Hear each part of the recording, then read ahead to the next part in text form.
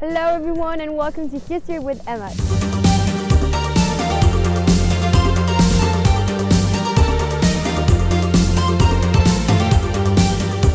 The star of today's episode is the Art's Debuts on Earth. I am now at the Natural History Museum in Vienna to discover how it all started.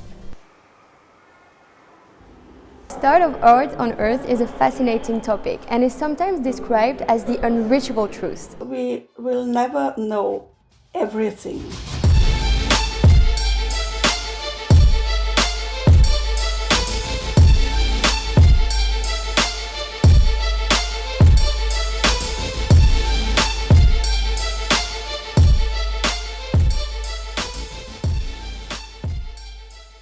For this first episode, I have decided to make things a little special by mixing 3 different domains, including geology, history and art. This is simply to quickly remind you on how we, humans, even ended up here. When Earth first got created, it went through a lot of changes. And when I say a lot, I actually mean 4.6 billion years of changes. Earth creation is divided into 3 eons and 3 eras. The only difference between an eon and an era is that eon represents a longer period of time. Geologically speaking, we currently are under the Cenozoic era that started 65 million years ago. Under the Cenozoic era comes 65 million years of history, including 7 million years ago when we separated from our closest relatives, chimpanzees, marking the arrival of the Australopithecus in Africa. For 4.5 million years, the Australopithecus lived their lives in Africa when, suddenly, the Homo habilis came to life 2.5 million years ago, marking the beginning of prehistory.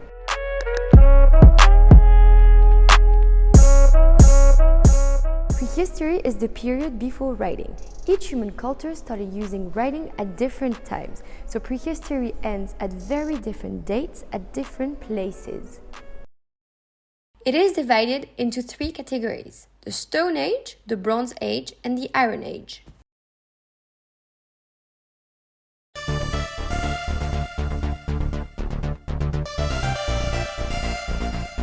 The art history timeline starts during the Stone Age, and more specifically with Paleolithic art.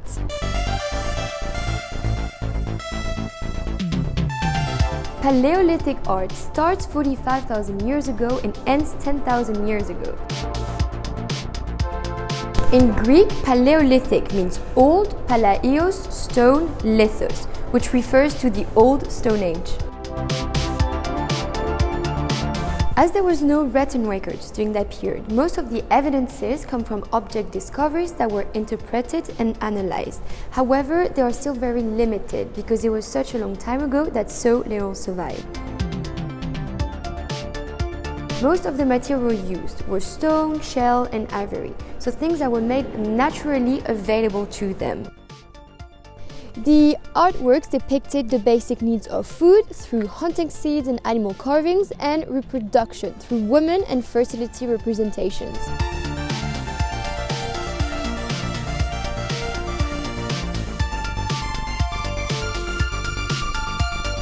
Under Paleolithic art comes 2 kinds of art: portable art and stationary art.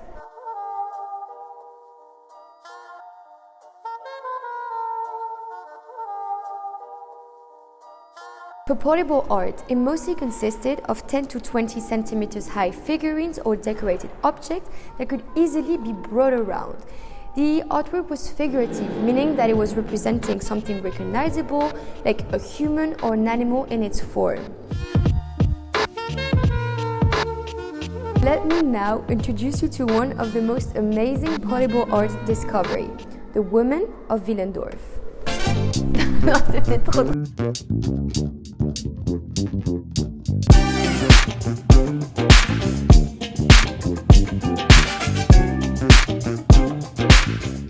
This is the Woman of Willendorf, mostly known as the Venus of Willendorf. She was found in 1908 in Willendorf in Austria. She has exaggerated female and fertility attributes, such as her enlarged breasts, her thighs, her stomach, and her genitalia as well. However, her face is covered by this hat look-alike, which reveals that they were not really interested by her individualization, but mostly by the fertility image that she was representing. Her feet are missing, suggesting that she was never really supposed to stand, but mostly to be carried around. During that period, people were nomads. They never really settled down for a long period of time, so creating such art allowed them to bring it everywhere. And it is highly believed that this was used as a good luck charm, for example, to ensure fertility.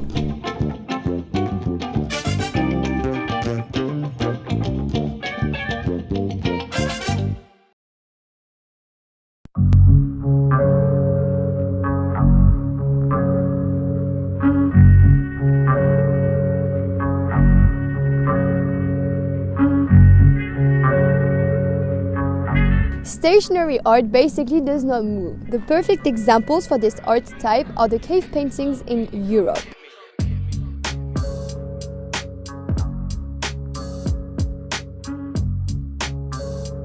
The main subject were wild animals such as bisons, horses, or deer. These paintings were made from a mixture of burnt bone meal, charcoal mixed with water, animal fat, tree saps, and blood.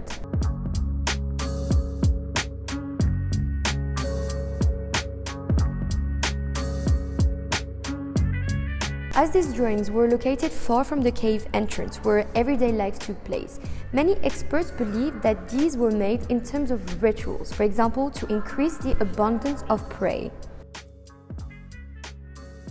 I was lucky to talk with Dr. Walpurga Anweiser from the Natural History Museum in Vienna, who shared an amazing story about El Castillo Cave that gives us a hint on our ancestors' creative abilities. I visited a Spanish cave site and we were brought to areas where the normal public cannot visit normally, and there was no electric light. So our guide went in front of us with a lamp. Then we saw an animal on the cave wall, but only half of the animal. And then he turned his lamp on a stalagmite and immediately the figurine was complete as a shadow.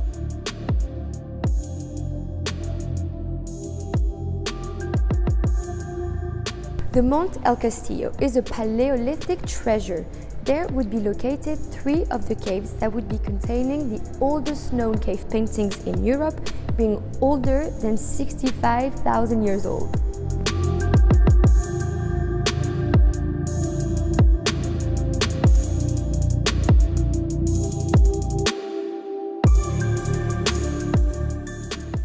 What is so fascinating about cave art is that it gives this impression of symbolism. There are many effects in caves, and even cave wall brings a little bit of 3 dimension to the animal and makes it more dramatic. Despite our traditional idea that cave painting only includes animals and possibly the first stickman ever drawn on Earth, it also includes a lot of geometric signs. But what do they really mean, and could it be a first form of writing? This is what we will cover in another episode.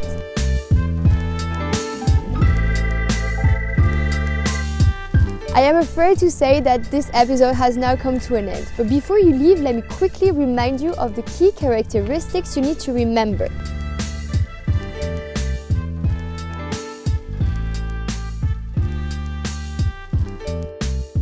In order for us humans to be here today, our home planet Earth went through 4.6 billion years of changes. We then separated from our closest relative, the chimpanzees, 7 million years ago. Then human evolution and natural selection went by, and we, Homo sapiens, became the only remaining human form on Earth. Then we have the first art that happened during the Paleolithic era, so it is the first chapter of prehistory, the Stone Age. As there was no written records during that period, we will never be able to know for sure what really happened or why they decide to make these amazing treasures. But what I can tell you for now is that I'm super excited to see what will be the next Paleolithic art discovery. But for now, thank you for watching and see you next time.